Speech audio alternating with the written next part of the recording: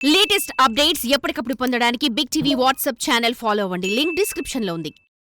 గంట అరగంట గత ప్రభుత్వంలో హల్చల్ చేసిన వ్యాఖ్యలివి.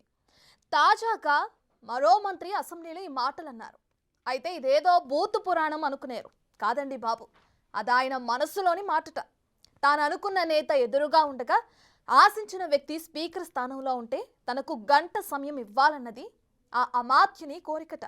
ఇంతకీ ఆ సమయం కోరింది ఎవరు? గంట టైంలో ఏం జరుగుతుంది? Watch the story. నాకు ఒక ఆశ ఉంది. 5 సంవత్సరాలు ఒక్క రోజైనా నేను కోరుకున్న వ్యక్తి ఇక్కడికి రావాలి, మీరు ఆ స్థానంలో ఉండాలి, నాకు ఒక గంట సమయం ఇవ్వాలి.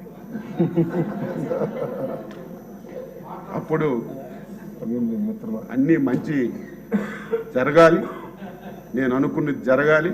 నేనేదో గంట సమయం ఇస్తే వాళ్ళ బూతులు తిట్టారు. ఇది మంత్రి అచ్చెన్నాయుడు మాట. గత ప్రభుత్వంలో ఎక్కువ అవమానం పొందిన వారిలో ఈయన కూడా ఒకరు కావడంతో ఈ వ్యాఖ్యల్ని పగ తీర్చుకునేందుకు చేశారా? జగన్ ఉంటే సభలో నిండుతనం ఉంటుందని అన్నారా అనేది హాట్ టాపిక్ గా మారింది.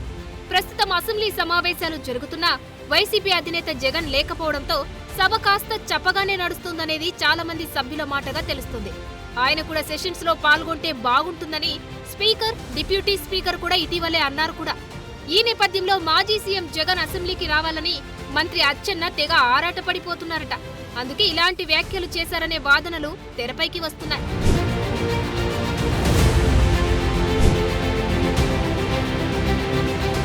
గంట సేపైనా అసెంబ్లీలోనే ప్రతిపక్ష స్థానంలో జగన్ కూర్చోవాలని, స్పీకర్ స్థానంలో అయ్యన్న పాత్రుడు ఉంటే తనకు ఒక గంట సమయం మాట్లాడే అవకాశం ఇవ్వాలనేది మంత్రి గారి కోరికట. ఆ విషయాన్ని ఆయనే బహిరంగంగా చెప్పేశారు. దీంతో సభ్యుల్లో కొందరు ఆశ్చర్యం వ్యక్తం చేయగా మరికొందరు నవ్వుకున్నారు.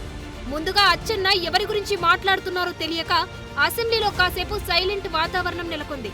లోకేష్ సహా అందరూ ఆ మాటలను ఆసక్తిగా విన్నారు. తర్వాత అర్థం చేసుకుని మంత్రి అచ్చెన్నాయుడు మదిలో కోరిక ఇదా అని తెలుసుకున్నారు. దీని వెనుక అర్థం ఏంటా అని మరికొందరు చర్చించుకుంటున్నారట.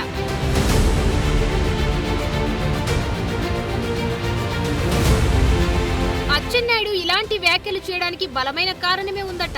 2019 ఎన్నికల్లో 151 సీట్లతో వైసీపీ అధికారంలోకి రాగా జగన్ అండ్ కో నాడు ప్రతిపక్ష హోదాలో ఉన్న తెలుగుదేశం నేతలను ఓ ఆట ఆడుకున్నారట.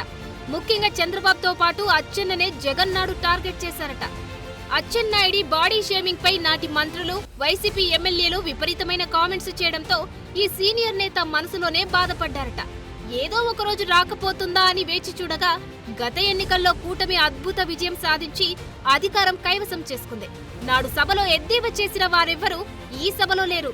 దీంతో అచ్చెన్నాయుడు తన మనసులోనే మాటను బయట పెట్టారని తెలుగుదేశం శ్రేణులు చర్చించుకుంటున్నారట.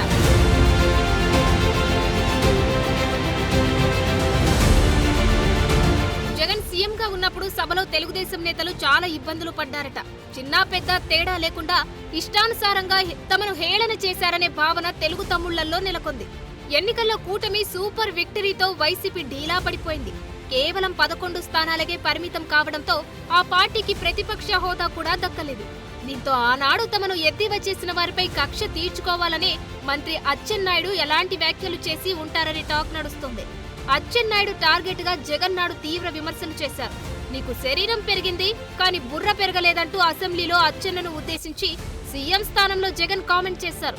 అంతేకాక వైసీపీ నేతలు జగన్ సహా ఎన్నోసార్లు అచ్చెన్నాయుడిని కార్నర్ చేసి మాట్లాడేవారట.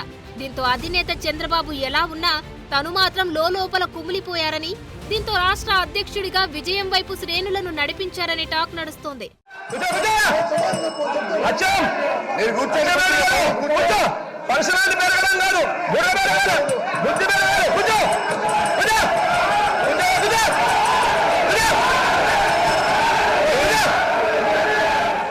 గత అసెంబ్లీ సమావేశంలో స్పీకర్ తమ్మినేని సీతారాం సహా అందరికీ అచ్చెన్నాయుడే టార్గెట్ అయ్యారట. తనను గతంలో ఎంతగా వైసీపీ వాళ్లు అవమానించారో అంతకు రెండింతలు జగన్ను అక్కడ కూర్చోబెట్టి దులిపేయాలని అచ్చెన్నాయుడు భావిస్తున్నట్లు పొలిటికల్ వర్గాల్లో చర్చ సాగుతుంది. కనీస విలువలు మర్చి ప్రతిపక్ష నేతలను ఏ రకంగా ప్రవర్తించారో జగన్ ఉండగానే అచ్చెన్నాయుడు మాట్లాడాలని భావిస్తున్నారట. అంతేకాదు తనపై కక్షగట్టి అసెంబ్లీలో తన గొంతు ఎలా నొక్కారో చెప్పాలని ఈ సీనియర్ నేత అనుకుంటున్నట్లుగా రాజకీయ నిపుణులు అంచనా వేస్తున్నారు. అలాగే తన ఇంటి గోడలు దూకి మరీ పోలీసులు లోపలకు ప్రవేశించి ఆనాడు తనను అరెస్టు చేసిన విధానాన్ని అచ్చెన్నాయుడు మర్చిపోలేదట.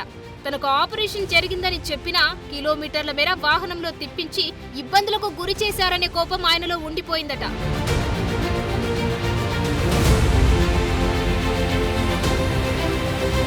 నాడు పోలీసులు అరెస్టు చేసే సమయంలో అచ్చెన్నాయుడు పైల్స్ ఆపరేషన్ చేయించుకున్నారట. వైద్యులు రెస్టు తీసుకోవాలని తనకు సూచించారని, అదే విషయాన్ని తాను పోలీసులకు చెప్పినా వదలకుండా వారి వాహనంలో కూర్చోబెట్టి ఎలా తిప్పారో అన్ని అంశాలను అసెంబ్లీ సాక్షిగా గుర్తు చేయాలని అనుకుంటున్నారట. అందుకే అచ్చెన్న తన మనసులో మాటను ఇలా బయట పెట్టారనే వార్తలు గుప్పమంటున్నాయి. అచ్చెన్న కోరుకున్నది త్వరలో జరుగుతుందా, అసలు ఆ అవకాశం వస్తుందా అనేది మాత్రం ప్రశ్నార్థకరంగా మారింది. తనకు ప్రతిపక్ష నేత హోదా ఇస్తేనే గాని సభకు రానని జగన్ ఇప్పటికే భీష్మించుకు కూర్చున్నారు. ఆయనతో పాటు ఎన్నికైన మిగతా సభ్యులు అసెంబ్లీకి రావడం లేదు.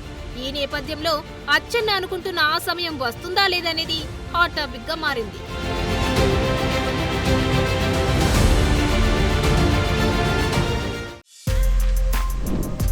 For more videos like this, subscribe Big TV channel.